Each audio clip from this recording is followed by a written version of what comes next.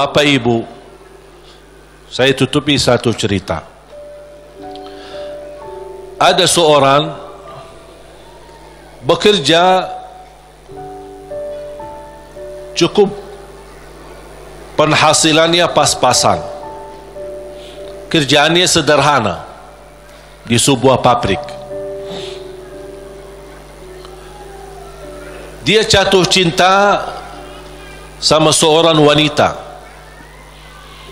tapi dia merasa diri belum memiliki kemampuan untuk bisa melamar dia. Dia hanya berdoa kepada Allah Subhanahu wa taala bagaimana supaya bisa mendapatkan kerjaan yang lebih baik, kerjaan yang lebih besar, supaya penghasilannya banyak dan bisa membawa dia atau menikahi dia.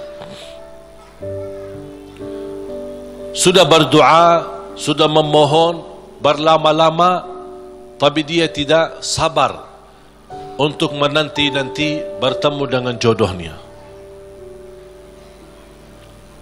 Dan dia tidak menyerahkan kepada pilihan Allah mana yang terbaik. Ternyata dia sendiri dengan merasa diri hebat untuk mencari solusi sendiri.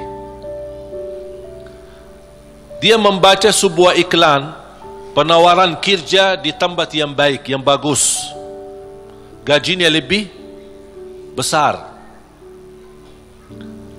Dia membuat surat memundurkan diri dari tempat kerjaan untuk melamar kerjaan yang baru.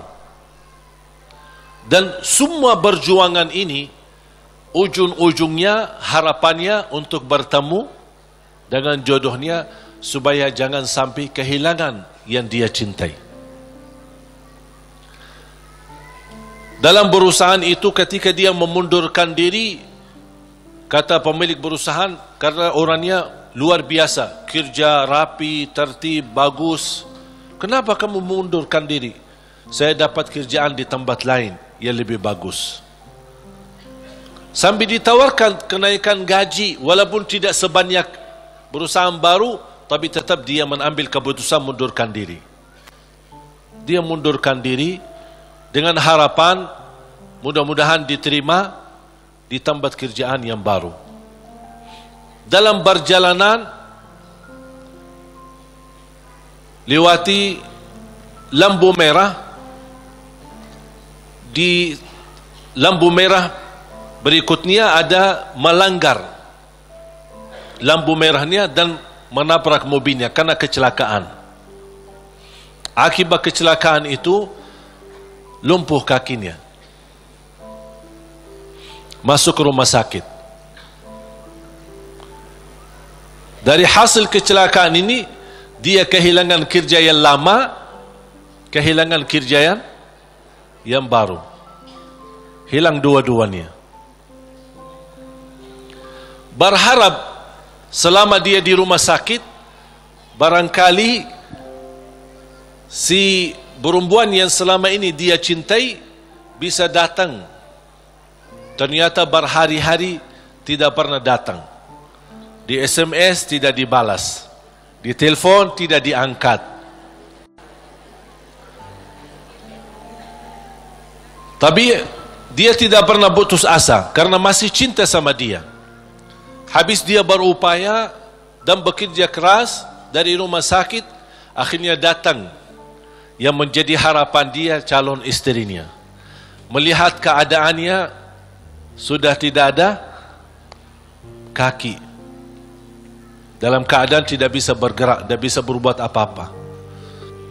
Datang melihat keadaannya, si calon istrinya ikut sedih, tapi tidak berbanyak bicara.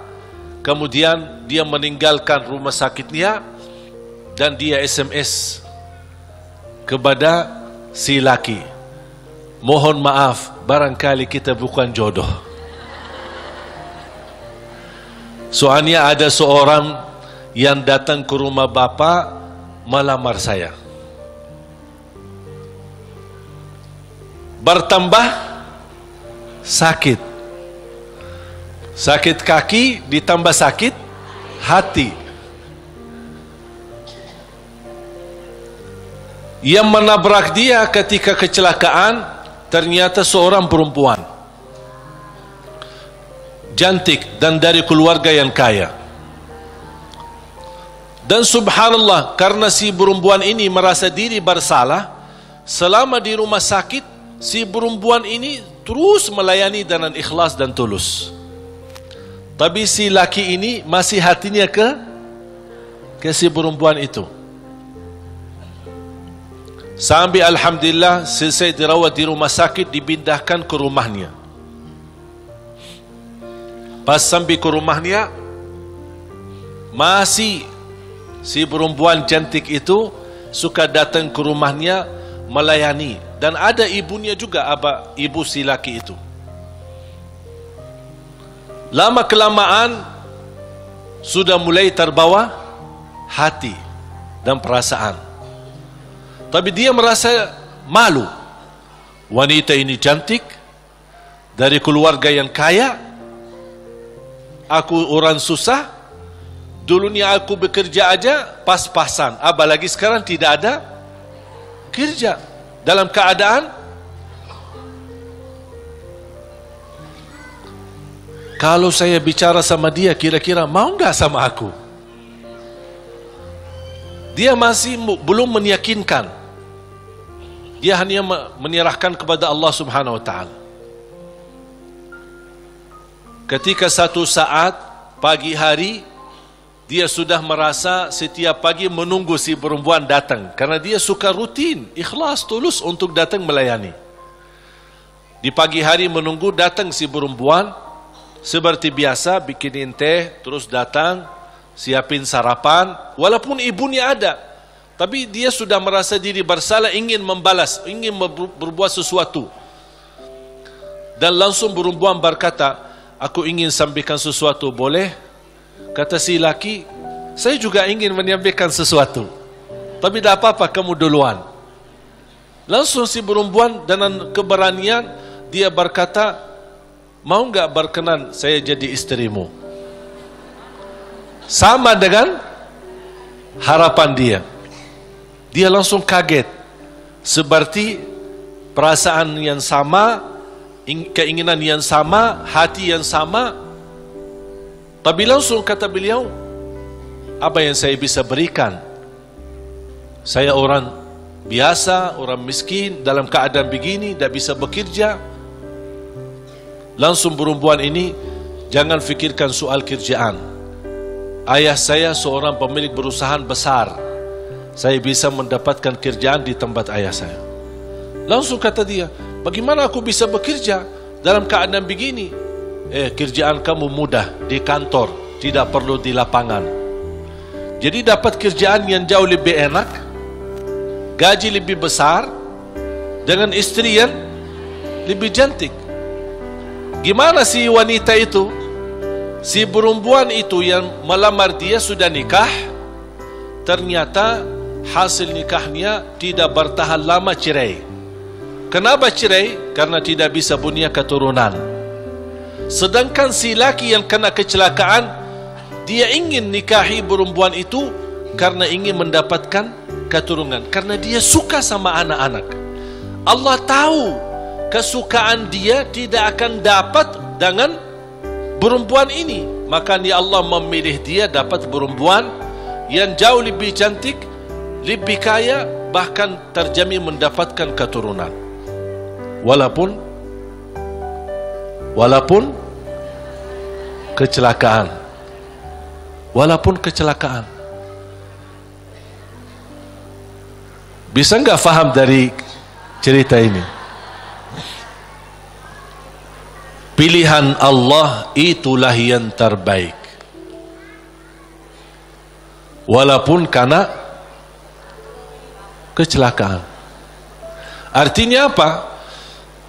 Orang kecelakaan atau tidak kecelakaan, yakini pilihan Allah itulah yang terbaik. Makanya saya usulkan, kalau anda berdoa meminta sesuatu, disertai doamu dengan kata, ya Allah, kalau memang ini yang baik, mudahkan.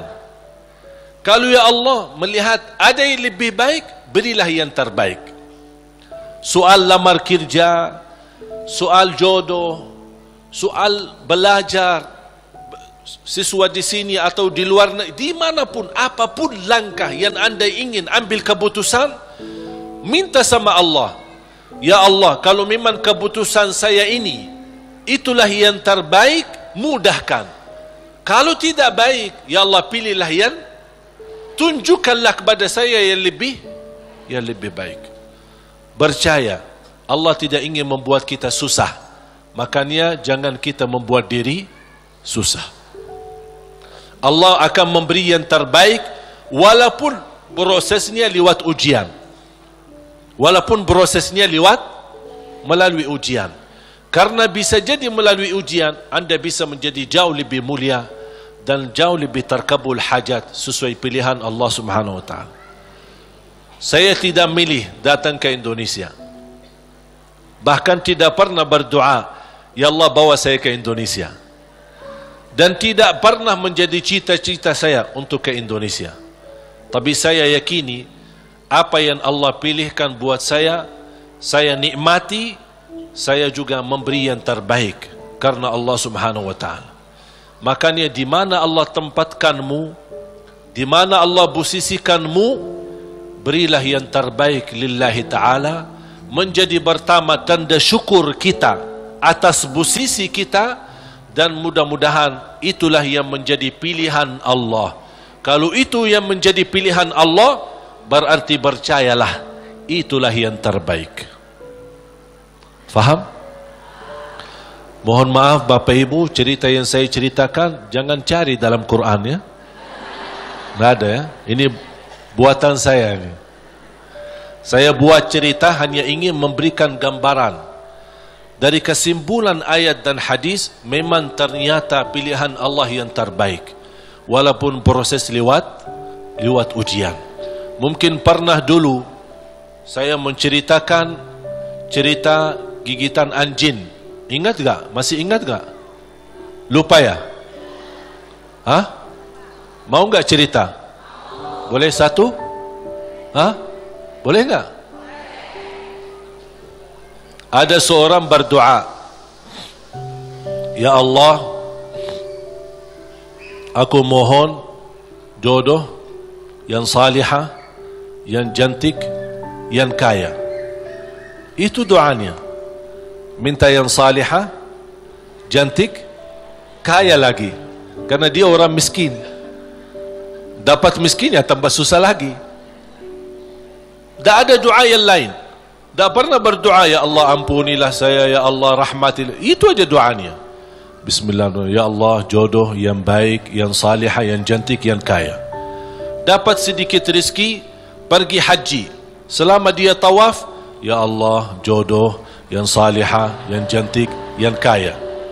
Safa Marwa, ya Allah jodoh yang salihah, yang cantik, yang kaya. Itu aja doanya. Fokusnya luar biasa.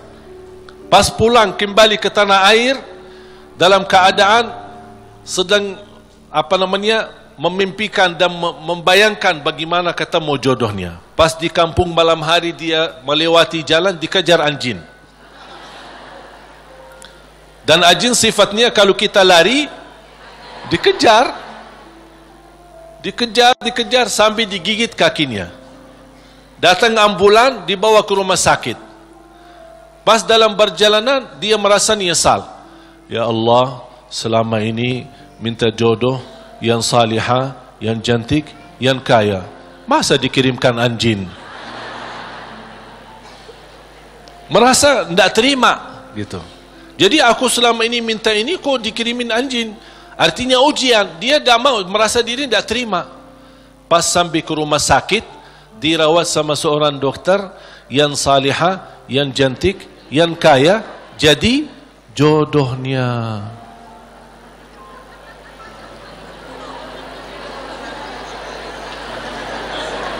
Berarti Allah sudah ijabah kan? Tapi kata Allah, soalnya dia selama ini kan sehat, tidak pernah sakit. Allah kirimkan anjing gigit dia supaya sakit, dan ketemu jodohnya di rumah sakit. Alhamdulillah. Ya insya Allah mudah-mudahan digigit.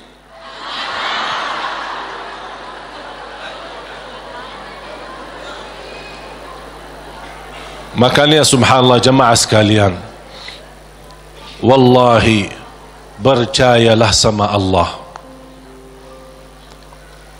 Percayalah sama Allah. Termasuk apa yang terjadi di Palestina, percayalah sama Allah. Allah tidak suka umat Islam ditindas. Allah tidak suka umat Islam dalam keadaan dihina, diusir, dibunuh. Kezaliman yang terjadi di Rohingya, di Palestina dan di mana-mana terhadap umat Islam, Allah tidak suka itu. Cuman pasti ada sesuatu yang Allah ingin tunjukkan, yang menjadi pilihan. Barangkali melalui ujian ini Allah ingin mewujudkan manusia yang kuat menghadapi segala tantangan. Dan juga salah satu hikmah, Allah ingin menunjukkan kepada dunia bagaimana kekuatan kebersamaan umat Islam. Dan alhamdulillah, menurut saya apa yang terjadi dari hasil diumumkan Al-Quds menjadi ibu kota Israel, justru memang nampaknya ujian, tapi bagi saya nikmat, karena dari situ umat Islam mulai bersatu. Tidak pernah tergerak semua dunia, jangankan yang muslim, non-muslim pun tergerak. Semuanya turun di lapangan untuk menunjukkan ke mata dunia, kami menolak proses ini. Dan inilah salah satu hikmah yang Allah ingin tunjukkan kepada manusia dan kepada musuh Islam, bagaimana kebersamaan kita, kepedulian kita. Walaupun kita memang tidak bisa membantu banyak untuk saudara kita Palestina, tapi upaya kita, sedekah kita, infak kita, doa kita dan rasa kepedulian kita mudah-mudahan menjadi tanda saksi baik. Ya Allah, itulah yang kami bisa berikan. Kami tidak bisa merubahkan keputusan, tapi kami bisa menunjukkan apa perasaan dan bisa menunjukkan yang baik dalam doa dan kekuatan kita, karena kekuatan kita adalah kebersamaan. Kalau kita bersatu, baru musuh Islam mulai memfikirkan jangan bermain-main lagi terhadap umat Islam. Makanya mari kita sama-sama menjaga kebersamaan kita. Tinggalkan perbedaan. Jangan kita membuat perbedaan menjadi perpecahan. Jadi perbedaan di antara kita adalah kekayaan ilmu yang bisa kita sama-sama menghormati dan sama-sama menjaga, bukan sama-sama menjatuhkan dan sama-sama menjelekkan. Mari kita sama menjaga kebersamaan kita, rapatkan saf kita untuk menunjukkan bukan kepada manusia tapi kepada Allah Subhanahu wa taala rasa kepedulian, rasa cinta bersama sesama muslim, sesama manusia yang sedang dihina, sedang ditindas, sedang dizalimi di saudara kita di negeri Palestina.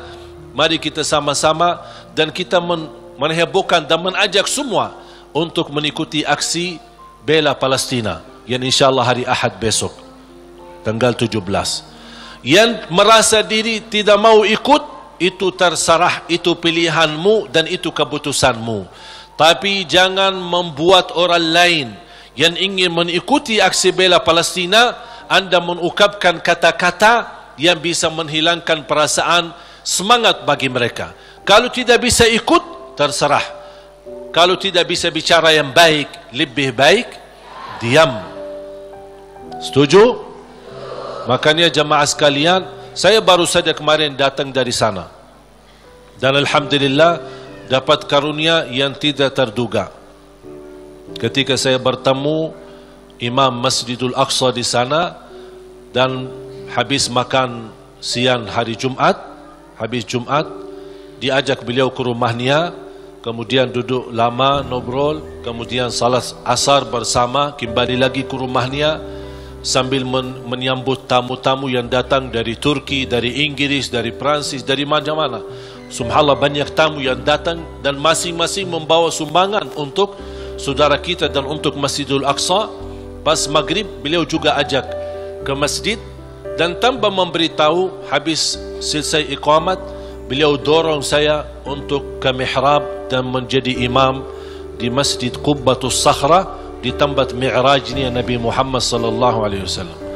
Saya jujur saja tidak bisa terbayang bagaimana karunia dari Allah Subhanahu wa taala bisa menjadi imam umat Islam di tanah suci Palestina, di area Masjidul Aqsa dan Qubbatus Sakhra. Makanya subhanallah, apa yang saya nikmati dan alami di sana luar biasa. Memang saudara kita berjuangannya bukan main. Saya melihat anak-anak kecil, bahkan warga Palestina, Masya Allah luar biasa. Dari jam 3 sudah mereka berdiri di depan pintu-pintu Masjidul Aqsa, yang sebelum masuk ke area masjid kan ada halaman besar kayu bagar, dan bagar itu ada pintu-pintu. Memang sayang sekali pintu-pintu yang dibagar itu dikuasai oleh orang Yahudi Israel, dan senjata, di bawah mereka senjata menjaga. Dan kita menunggu dari jam 3 sampai jam 4 baru dibuka pintu, baru kita bisa masuk untuk salat tahajud. Subhanallah, bisa saya melihat orang-orang Palestina, kalau saya hanya sebagai berkunjung ke sana 2 hari, 3 hari, paling lama 1 minggu, kemudian kembali lagi. Saya bayangkan orang-orang tua-tua, pemuda-pemuda, wanita yang warga sana, yang memang tinggal dekat sana setiap hari bertahun-tahun, yang sudah proses melalui lebih dari 70 tahun dalam keadaan seperti ini, tapi subhanallah mereka masih sabar. Tidak ada yang mundur, tapi masih terus bisa datang duluan dari jam 3 dengan harapan dibuka pintu. Walaupun mereka tahu dibuka pintu sebelum subuh 1 jam, tidak boleh lebih sebelumnya, tapi subhanallah tetap mereka dengan segala harapan sama Allah Subhanahu wa taala. Inilah yang menurut saya melihat perjuangan ini membuat saya semangat. Saya hanya 1 hari 2 hari aja sudah merasa kesal sama orang Yahudi yang menjaga. Bagaimana mereka yang 60 tahun, bagaimana kesabaran dan perjuangan mereka. Makanya jamaah sekalian, Allah punya hikmah. Apa yang terjadi di negeri Palestina, Allah ingin mewujudkan generasi-generasi yang insya-Allah kuat imannya, kuat menghadapi tantangannya, dan inilah mereka yang akan diwujudkan oleh Allah, yang akan mampu membebaskan dan memerdekakan insya-Allah negara Palestina. Sebagaimana Indonesia berhasil merdeka, kita insya-Allah juga mendoakan insya-Allah ada satu saat kita semua bergembira dengan kemerdekaan negeri Palestina dan kemerdekaan Masjidul Aqsa, dan yakini itu yang akan terjadi. Ini bukan kata saya, tapi kata Rasulullah SAW. Sebagaimana Masjidul Aqsa diambil oleh mereka, akan Masjidul Aqsa kembali di tangan umat Islam. Walaupun memang prosesnya cukup lama, dan kita berharap sama Allah, tanpa kita putus asa, kapan tiba saatnya Allah akan memberi yang terbaik untuk umat Islam. Amin ya rabbal alamin.